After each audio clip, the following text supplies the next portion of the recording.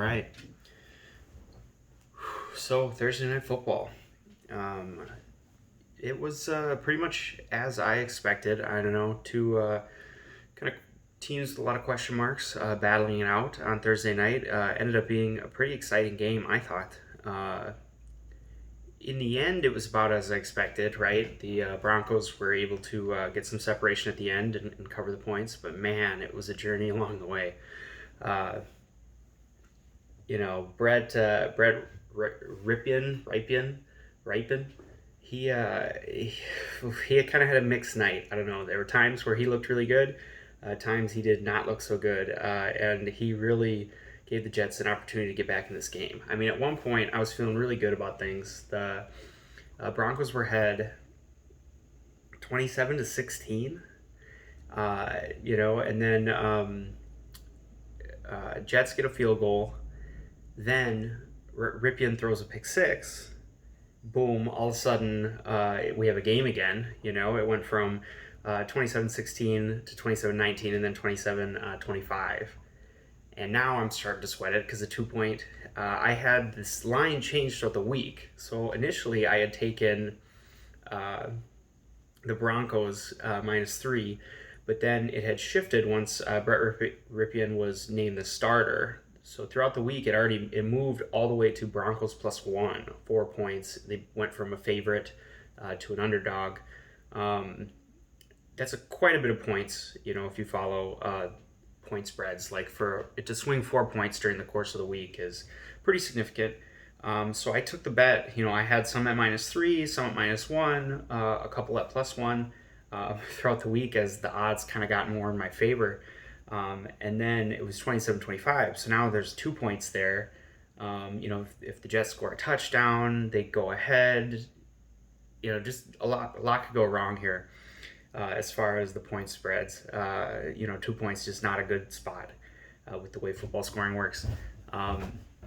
So I had, and then he threw another pick, and Jets got a field goal to go up 28-27. So I was definitely sweating it there, and then Broncos kind of got back in charge, scored a field goal to go up by 2, and then Melvin Gordon broke off a long touchdown. And I really like to see Brett got out in front on that run. I don't know if you were watching the game, but as Melvin Gordon was breaking it out, kind of had one defender to beat, and Ripien got out there and, no hesitation, got out there and lays a block for him to help make that run possible, which was definitely redeeming. I mean, I got a little love for him, although he did make me sweat it last night with some of those late interceptions, but I'd like to see what he can do going forward. I mean, maybe it's just kind of biased because if he would have thrown 3 picks and they lost the game, you wouldn't be saying the same thing. But I don't know. He was kind of exciting to watch and made a lot of rookie mistakes, but we'll see. Maybe he can do a little bit more in the coming games. Anyway, so I'm sure you've heard by now, Steelers-Titans game postponed. Kind of a bummer because I have a lot of parlays involving the Steelers-Titans game. The Steelers were -1 favorites, and I thought that was kind of a pretty bad line. I thought the Steelers were going to win handily, but now that game is rescheduled. I'm not sure. I think for now the books are just leaving those bets as is. At least that's what my book's doing. So hopefully there's not a Big Ben injury or something to really change the way I feel about that game by the time it happens. But whatever, you kind of got to deal with that kind of thing. So getting into my avoids, so I only have a few this week. I would check out my video from Monday if you were interested in some of the games I like and why. For my games I'm just straight up avoiding, I only have a few. First up is Chargers at Bucks. So right now the Buccaneers are favored -7. And if I had to bet this, that's probably the side I would take. It's just I'm still not super comfortable with the Buccaneers right now. So week 1 they didn't look very good and they lost to the Saints. Then in week 2 and 3 they had double-digit wins against the Panthers and injury depleted Broncos. They looked better, but the offense still just doesn't really feel in sync to me. And Chris Godwin, who was back last week, ended up is unlikely to play this week now with a hamstring. So I don't know. The offense just quite isn't quite in sync. Fournette's also hurt. The running game just hasn't really been all that special, and the Chargers defense has been pretty good. Melvin Ingram just hit IR, so that was another star to go down on the Chargers defense. But they've been solid. I think they got a group even without a few of their kind of a higher caliber defenders. And Herbert. Justin Herbert's been kind of up and down, but he's got an arm, he's got promise from what I've seen of his play, and they have some good offensive weapons with Hunter Henry, Williams, and Keenan Allen. So I this is an avoid because it's a -7 spread.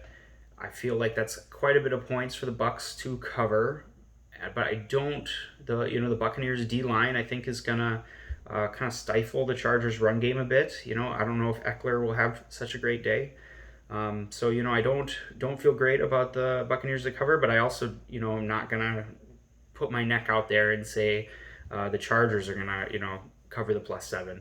So just kind of staying away from that one. I still want to see a little more from Tampa Bay. I think maybe in the second half they'll develop a little more. Tom Brady's been in the playoffs a few times before. It's not really about you can't win the league in September or October, I guess.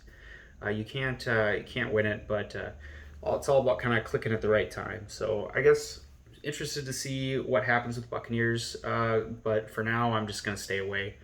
The other game I'm avoiding this week, or the main game I'm avoiding this week, is Hawks at Dolphins. So the Seahawks have been on fire, and Russell Wilson is playing unbelievable football right now. So, like everyone else, I expect the Seahawks to be able to score some points and probably win this game. But right now they're -6.5 point favorites, and their defense has not been very good at all. And the Dolphins, looked. I mean, they played the Jaguars last week, but they kind of had two tough opponents, and then they played the Jaguars and played really well. And now they're facing, not very good Seahawks defense after playing on Thursday night. So they had a couple extra days of rest and preparation for this game. And their offense is kind of at full strength. They have Gaskin at running back, who's kind of a between the 20s running back, getting a lot of touches there. Gesicki, the tight end, athletic, good. Devontae Parker, Preston Williams, they're looking good. So their offense is capable. And, and Fitzpatrick at quarterback, he's a gamer. He's gonna be able to play. So I like the Dolphins to be able to score some points. So again, is an avoid. I'm not. If I had to take it, I would probably take the Seahawks -6.5 to run away with this one. But I think the odds that the Dolphins are able to also score some points and make this thing interesting is perfectly possible. So just going to avoid that one. Last avoid I have here is Giants at Rams. Not going to talk about this one very much. The Rams are -13 point favorites. I mean, that's the side I would take, but I get pretty uncomfortable when you get into the double-digit spreads. There's a lot of things that can happen over the course of a football game to ruin a double-digit spread, garbage time. And that's just too many points, and it's not really a game I'm interested in anyway. So I would rather just ignore that game this week and not waste my time and energy. Focus on the other ones. Then just, I guess, some updates, because I didn't make a video, or I haven't made a video since Monday. Just some changes to my thinking. I took a side in most of the matchups this week, so check out that other video if you're interested in. I think not too much has changed, but some late likes I kind of got in on. Saints at Lions. Call me crazy. I kind of like the Lions +4. I mean, this is a pretty soft recommend for you guys, so take it with a grain of salt, but I'm a big Stafford guy, and I think the Lions aren't quite as bad as people like to say. Their defense is getting healthier. Early on, I think they had their top 3 corners out. I think Truvant is coming back, and the rookie, I think, has shown some promise so far. The Ohio State kid, I don't remember his name.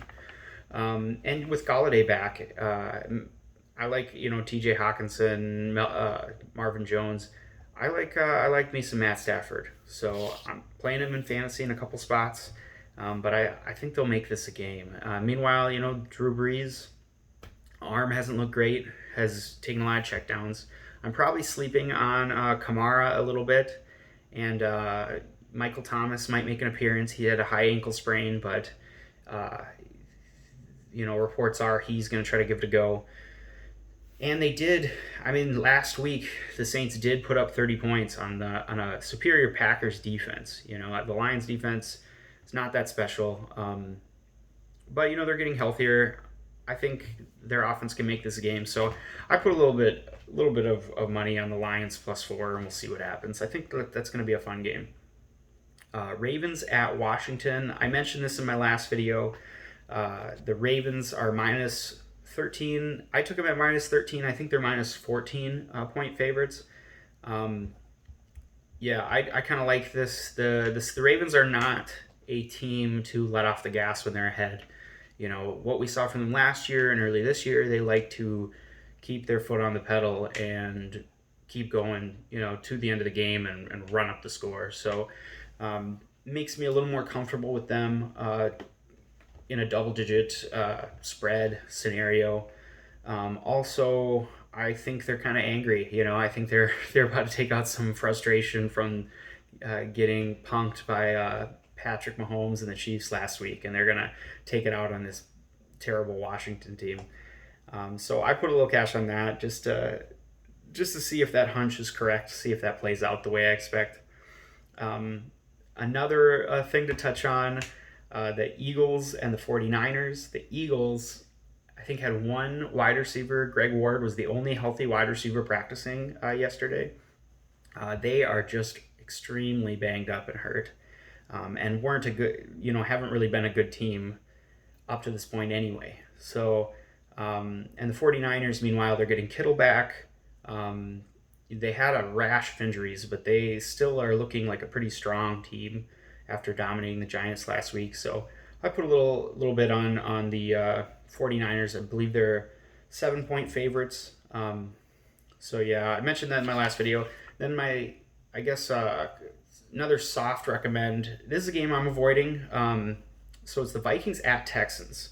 Maybe it's a stronger recommend. I mean, this has been a weird week for the Vikings because the Titans outbreak. So the Vikings played the Titans, and the Titans had several players and personnel come down with COVID. So the Vikings had to close down their facilities and make sure that they didn't contract the virus when they played the Titans this last week. So although this game is fine and being rescheduled and no players ended up getting COVID on the Vikings, they were outside of their practice facility until yesterday, doing virtual meetings and such as their preparation for this game. So that has to be, that can't be a good thing. I mean, obviously, ideally, you'd want to be at practice the week before your game, and being, missing a day or two of that is not helpful. And I think these two teams, Vikings, Texans, are pretty similar caliber up to this point, but the Texans have faced a gauntlet. They played, Baltimore, Chiefs, and the Steelers, who are some pretty high caliber teams. And now they get to face the Vikings, who showed some spark last week on offense, but haven't been very good. So we'll see. I like the Texans -4 in this one, just because of the weird week and a defense they'll be able to score some points on. Deshaun Watson hungry for that first win of the year. But I'm gonna avoid it because I'm a Vikings fan and I want to be able to cheer for this game.